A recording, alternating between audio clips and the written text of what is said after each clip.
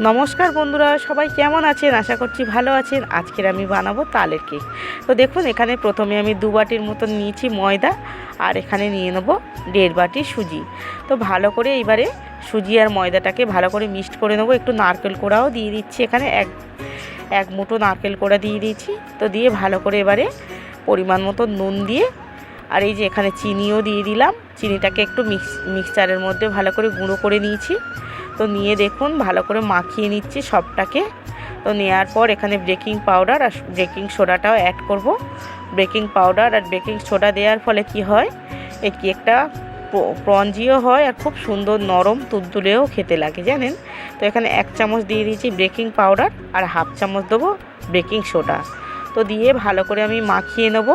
তারপর এখানে এইবারে আমি তালটাকে এখানে দিয়ে দেবো। তালের যে নোটটা মানে ছড়ে রেখেছিলাম সেটাকে দিয়ে দেবো। দিয়ে এবারে হাত দিয়ে মাখিয়ে নেব। হাত দিয়ে মাখালে কি হয়, চামচ দিয়েও মাখানো যায় কিন্তু দেরি হয়, আর অনেকটা মানে ভালো খুব একটা মাখানো যায় না, জানেন। তো হাত দিয়ে সুন্দর করে আমি চটকে চটকে মাখিয়ে নেব। তো দেখুন এখানে দুধ দিয়ে দিচ্ছি, গুঁড়ো দুধ 1 কাপের মতন দিয়ে দিয়েছি।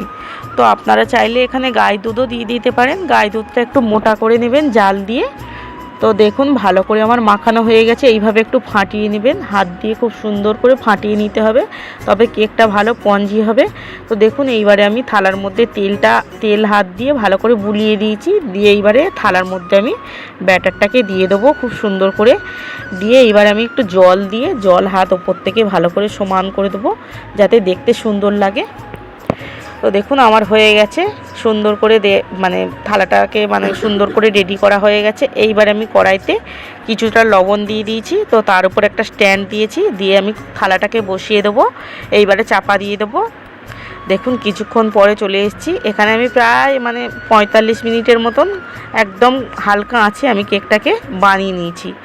তো একটু সময় ধরে করবেন, কেকটা সুন্দরও লাগবে, খেতেও মানে ভালোও হবে। তো কতটা ফুলে গেছে দেখছেন তো কেকটা। তো ভিতরটা একদম হয়ে গেছে, একটু চামচ দিয়ে দেখে নিয়েছি, খুব সুন্দরভাবে হয়ে গেছে। তো ওপরটাও দেখছেন তো কত সুন্দরভাবে হয়েছে। তো আপনাদেরকেও একবার দেখিয়ে দিই।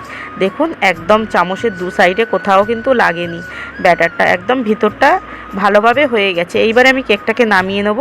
তো একটা থালার মধ্যে আমি ঢেলে দেবো। তো আপনারা দেখে বুঝতে পারবেন মানে কেকটা কোনো কাটা কুটি ছাড়াই মানে সুন্দরভাবে উঠে গেছে, দেখছেন তো। তেলটা দেওয়ার ফলে মানে একদম সুন্দর করে একদম পড়েও নি আর কিছু হয়নি, জানেন, খুব সুন্দরভাবে কেকটা হয়েছে। তো এই যে দেখুন কত সুন্দর হয়েছে কেকটা। আপনারা নিশ্চয়ই দেখে বুঝতে পারছেন কতটা মানে স্পঞ্জি হয়েছে কেকটা, আর একদম নরম হয়েছে, জানেন, পরের দিন পর্যন্ত নরম থাকবে। তবে আমাদের গ্রাম অঞ্চলে এই পিঠে করে, এইরকম ধরনের একটা পিঠে হয়, পোড়া পিঠে বলে, বুড়ি পিঠে বলে। সেটা কি হয়, সকালবেলাটা শক্ত হয়ে যায়, চাল দিয়ে করে। তো এইটা দেখবেন বানিয়ে অসম্ভব সুন্দর খেতে, আর একদম পুরো কেকের মতন।